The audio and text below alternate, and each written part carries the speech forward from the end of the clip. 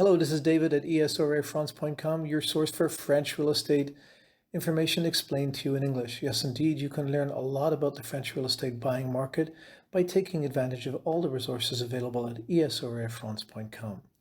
I do hope as you listen to this short audio educational message that you're enjoying the images from a recent flight that I took from Montpellier Airport in the south of France to Paris Charles de Gaulle Airport, higher up in France.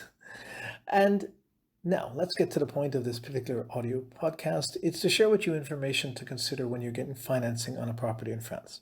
If you're just going to buy a property in France only using cash, well then just enjoy the images of the beautiful flight that I took. If you are going to use financing, consider the following three things. Make sure that you devote only, number one, make sure you devote only a comfortable portion of your income to your housing budget when you're buying real estate in France.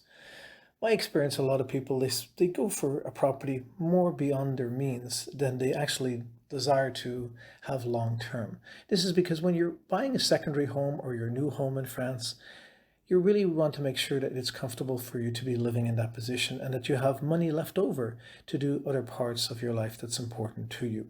If you buy a property that's too high in your financial capacity, you lose out on the opportunity perhaps to have money put aside, to make travel around France, to enjoy other areas, perhaps to enjoy the food, to enjoy the culture that's available in France. So make sure that the budget that you decide is well within your means.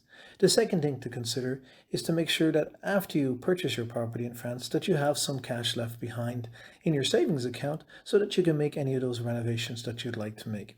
Typically in France, it actually ends up costing more than most people anticipate to make renovations on a home, because when you get into older properties, which most properties in France are, the work that needs to be done can be more expensive once you start to take things apart. So make sure that you have enough money available for you to be able to do the work that you like to do to make the home that you have in France your dream home. The third thing to mention at this moment in time is make sure that you have a life insurance policy on the financing that you obtain for your property in France. Now, in most cases, my understanding is, in terms, for example, the mortgage that I have on a property in France, there is an insurance policy that is required by the banks, but just make sure that everything is in place so that you have peace of mind that unfortunately, if something happens to you, that the mortgage is all paid off, and anybody else involved in the ownership of the property is able to move forward without the stress of managing the mortgage that's left behind. This is David at esorafrance.com. Please jump over to our website at esorafrance.com and get yourself a copy of the free e-guide, Mistakes to Avoid When You're Buying Real Estate in France. I'm totally dedicated to educating you about how you can buy a property in France. Most other websites, they have information about properties. They're wanting you to buy a property, but they're not necessarily educating you about how the French real estate buying process takes place. Our goal is, before you start looking at property in France, is to have an awareness of how the French real estate market works. Avoid making the assumption that the French real estate market works the same as in your home country. I found this out when I used to own property in Canada and I moved to France.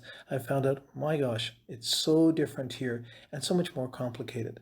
And this is the reason behind esorafrance.com, is to help you through the buying process so that you understand more and can avoid mistakes. Please subscribe wherever you watch this or listen to this particular audio educational podcast, and look forward to sharing with you more soon. Bye for now.